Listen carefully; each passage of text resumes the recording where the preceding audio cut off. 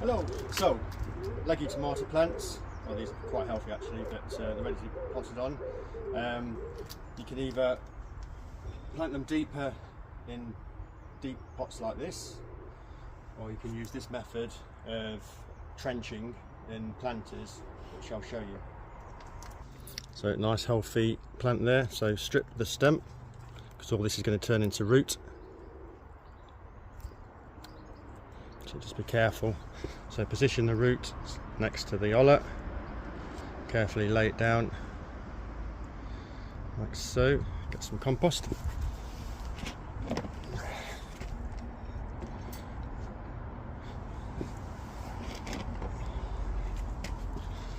Do this very carefully so you don't want to damage the stem, and just prise it up,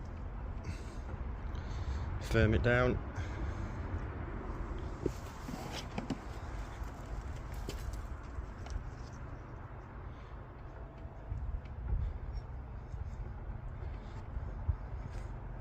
That's one done.